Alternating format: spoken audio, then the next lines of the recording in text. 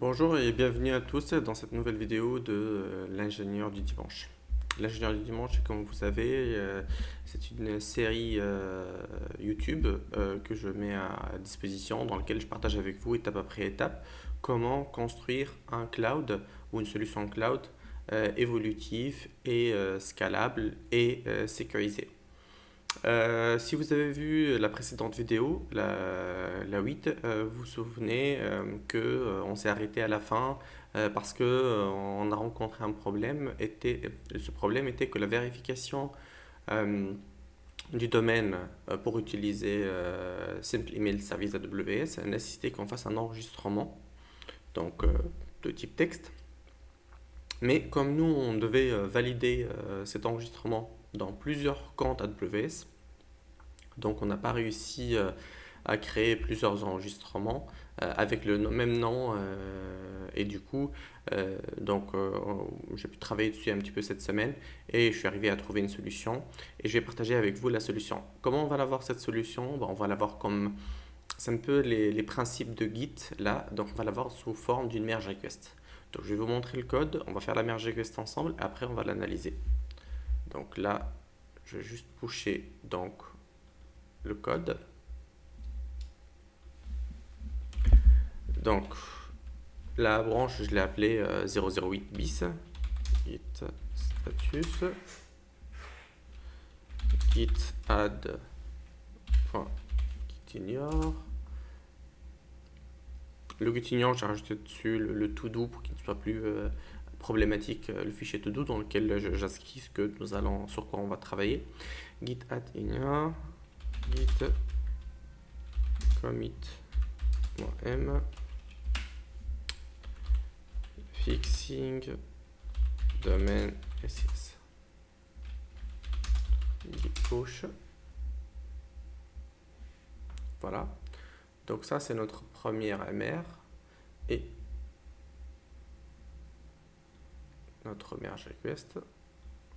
Donc là, comme vous pouvez le voir ici, donc là, c'est notre merge vers le master. Et c'est quoi les changements? Attends, là donc le git ignore, comme je vous ai dit, donc le fichier todo pour qu'il puisse plus être généré des versions. Ça, c'est pas encore finalisé parce que j'utilise encore le module, donc je vais encore faire un commit dessus. Le module, là, j'ai passé, même la vérification de Google, je l'ai passé directement dans le module. Et j'ai fait des dépendances dans le domaine TerraGrant. Donc maintenant, dans le domaine, dans le compte principal, je vais aller chercher. Typiquement, pour notre exemple, on a créé, on a voulu envoyer des emails depuis develop et depuis prod. Donc il y a un output qui sort de ces deux domaines-là que je vais aller chercher. Et je vais concaténer pour faire le record SES. Donc là, la même chose donc sur develop. Donc je crée le module, j'utilise le chemin relatif. Et dans develop, j'attends un output qui est SES verification token que je vais après concaténer, utiliser ici. Donc la même chose pour la prod. Donc ça en ce qui concerne cette partie-là. Mais je ne vais pas committer encore. Ce que je vais faire, c'est aussi faire la même chose pour le TF module, git status. Ok. Donc git status, git add toile, git commit.m, fixing ss domain, git push.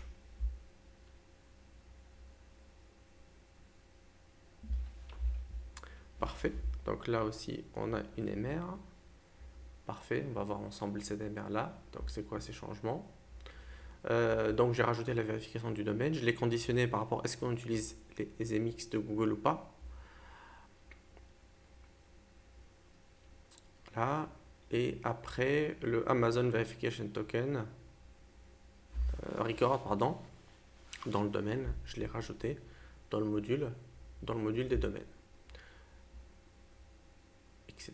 Dans le SES, j'ai rajouté l'output du token et j'ai enlevé la création du record dans le SES parce que ça ne servait plus à rien, parce que ça allait se faire, ce record-là allait se faire directement sur le domaine principal master. C'est parfait. Maintenant, si on revient sur notre... Donc là, je peux merger une fois que je suis satisfait. Donc, je vais squasher et merger. Parfait. Par contre, là, ce que j'aurais besoin de faire, c'était de générer, une fois que j'ai mergé, je vais générer une release. Et quand vous souvenez, j'ai besoin d'un runner. Donc, je vais démarrer sudo service docker start.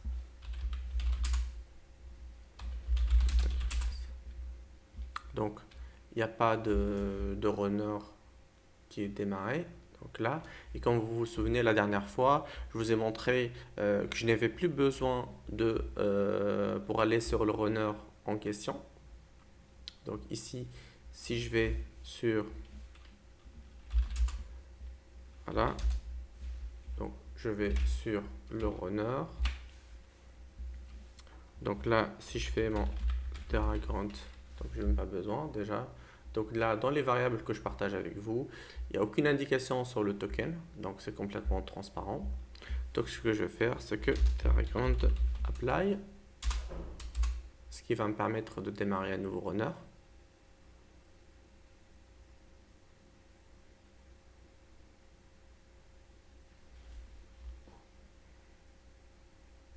Voilà, très très bien.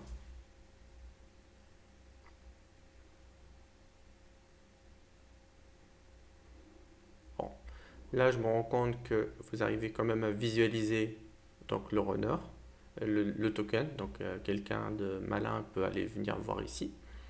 Donc là, il n'y a pas de souci. Donc je vais réinitialiser par la suite le runner, le token, et comme ça on évite la faille de sécurité. Et la prochaine fois, on va démarrer le runner sans que pour autant... mais voilà, je peux committer le code sans que pour autant vous voyez ça. Donc là, c'est juste parce qu'on a lancé le runner en local et parce que dans le runner, on a mis qu'on allait chercher la valeur du token.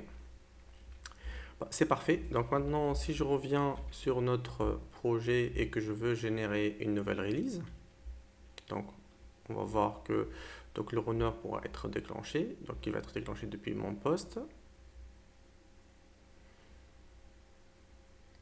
Ok, il va générer la nouvelle release avec le nouveau numéro de version et le nouveau tag. Donc on était en 1.16 et on va être en 1.17. Donc en attendant, on va prendre de l'avance sur cette partie-là. Et toute la partie donc domaine ici où on allait chercher uniquement donc le chemin relatif. Donc là, on va aller directement chercher la version 1.17. Parfait. Et sur Develop, comme on utilise aussi cette partie-là, donc on va lui dire aussi qu'on aura besoin de la 1.17. Et sur la prod, de même pour le SES, on va lui dire qu'on va prendre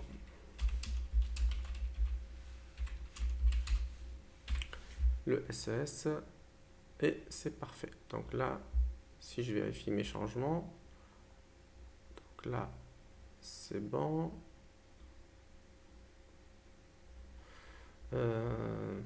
Oui, le token file, il est là, mais je vais l'enlever aussi. Je devrais le rajouter aussi sur le ignore. Donc si je rajoute ici token en file qui fait rafraîchir.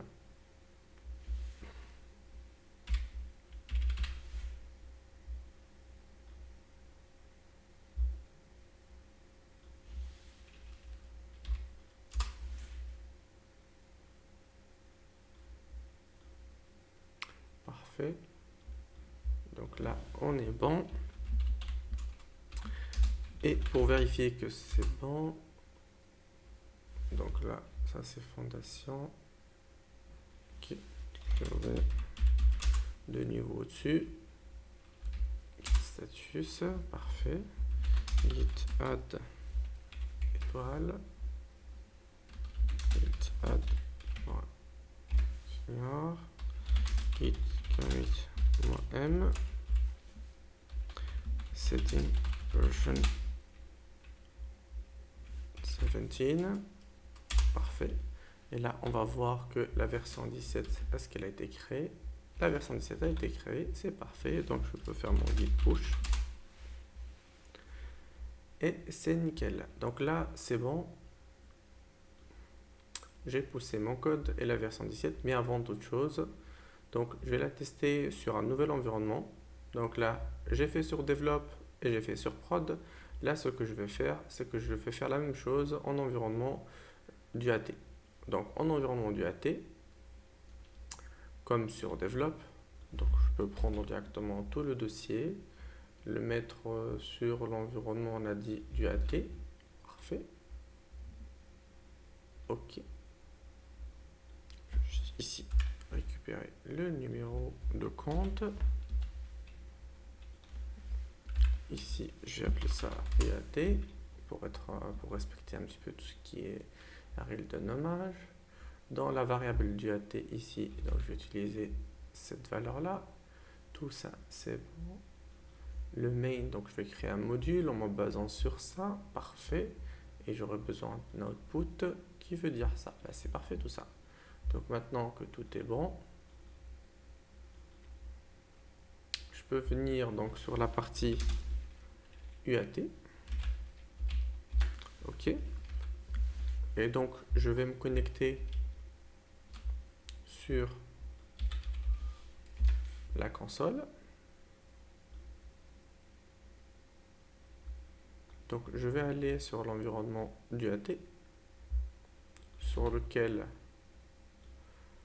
on n'a pas, donc on est bien d'accord que nous n'avons pas déployé de service pour envoyer des emails. Donc, il n'y a aucun domaine qui a été validé. Donc, c'est parfait. Donc, Terra apply. Et vous voyez à quel point c'est facile avec Terraform donc de créer une nouvelle infra ou rajouter un nouveau service sur un nouveau compte.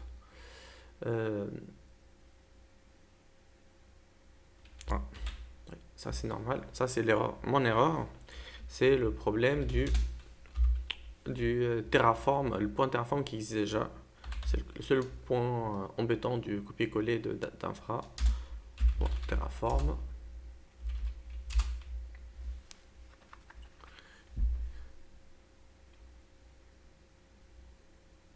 Parfait. Donc là, directement, il va faire tout ce qu'il faut, toutes les opérations d'ajout. Donc en attendant qu'il finisse sa partie, je vais aller sur le domaine. Maintenant, j'ai pu récupérer la develop, j'ai pu récupérer la prod, donc je vais récupérer aussi l'UAT. Donc là, pour l'UAT, on a dit, on va récupérer celui-là pour l'UAT. UAT 30. Donc là, on va récupérer ça.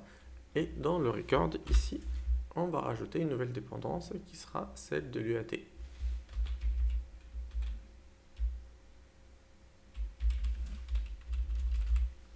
Ainsi, il mettra à jour l'enregistrement avec ces 3. Avant, c'était que 2. Maintenant, il va le faire avec 3.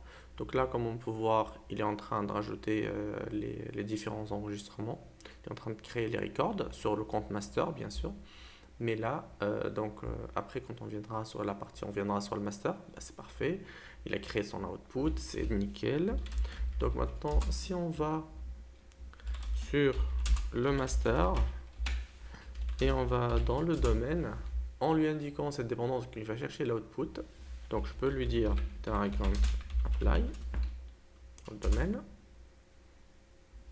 Donc là, avant d'aller plus loin, on peut voir que en faisant rafraîchir que Bon, le DKIM déjà, il est déjà vérifié, mais par contre, le Verification Status, celui-là, il n'est pas encore fait parce qu'il dépend de la valeur texte qui doit être rajoutée sur le compte master. Donc, si je reviens sur le master, je vais voir que route 53,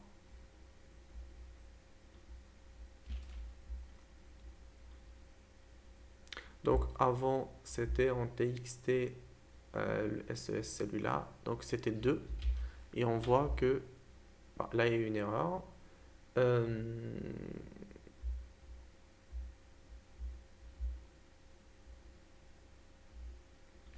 il me demande variant init. Il a raison, on a changé de numéro de version. Mais je comprends pas pourquoi il ne le supprime pas automatiquement. Bon, c'est des optimisations, mais c'est pas grave.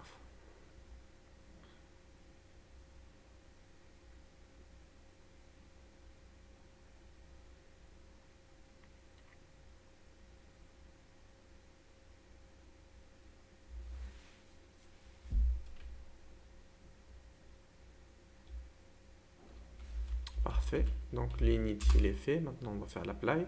Et l'apply on va voir. Honnêtement je ne sais pas s'il va détruire et recréer ou ce qu'il va mettre à jour. Ça c'est des spécificités du provider Terraform. Comment il a été construit. C'est quoi la logique qu'il y a derrière.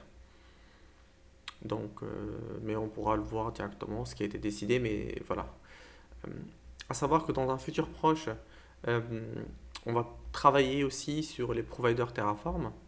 Parce qu'il y a différentes étapes. Donc, il y a la première étape avec Terraform dans laquelle on écrit de la phrase code, c'est-à-dire on écrit directement des ressources Terraform les unes derrière les autres, et voilà, on dit que c'est notre infra. Et après, l'étape de créer des TF modules, et c'est l'étape la plus propre, à minima professionnel, d'avoir des TF modules. Donc là, qu'est-ce qu'on est en train de voir? Ah, il est en train de modifier. Du coup, voilà. Donc, on a eu la réponse à notre question. Donc, il modifie, il ne crée pas. Donc, étape numéro 2, c'est celle de euh, comment dire, l'étape numéro 2, il va, euh, donc étape numéro 2, voilà, on crée des TF modules comme ce qu'on est en train de faire maintenant, mais encore un niveau d'abstraction encore plus élevé, c'est celui de créer un provider propre à soi dans lequel on va implémenter chaque ressource ou bloc ressource. Ça devient quelque chose qu'on crée. Du coup, on peut avec ça s'abstraire complètement du cloud qui existe. Donc, on devient nous-mêmes un provider cloud et on fournit des services. Les services sont sous forme d'une stack. Donc là, en revenant là et en rafraîchissant cette page, on va voir qu'il y a les 3 enregistrements. Donc voilà, donc on a 1, 2, 3 enregistrements. Si on va sur le compte UAT, on va pouvoir voir. Oui, bon, voilà, on n'a pas le droit d'être ici. En switchant rôle, l'assume rôle ne nous permet pas de faire quoi que ce soit sur route 53, ce qui est normal. C'est ce qu'on veut, c'est ce qu'on a mis en place. Donc là, dans les domaines, parfait. Donc là, on UAT et c'est vérifié. Donc maintenant, on peut envoyer des emails tout simplement. On va même faire le test maintenant. Donc là,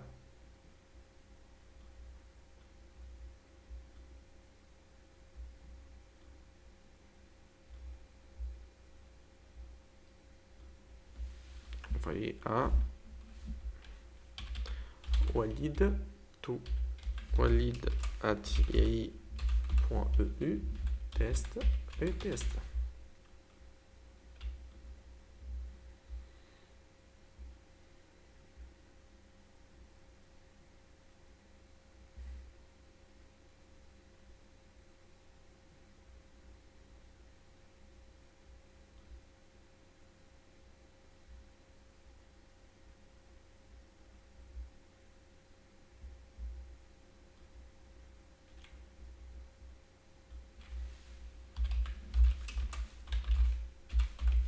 Ça, je comprends pas parce que normalement,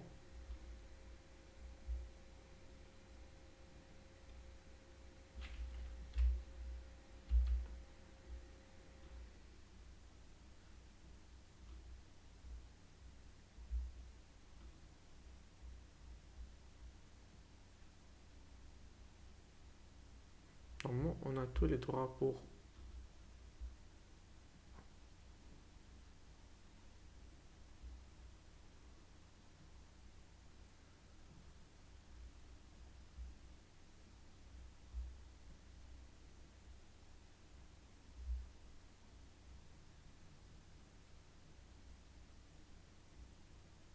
can send email from any email address on this domain. Ok, ça c'est bon.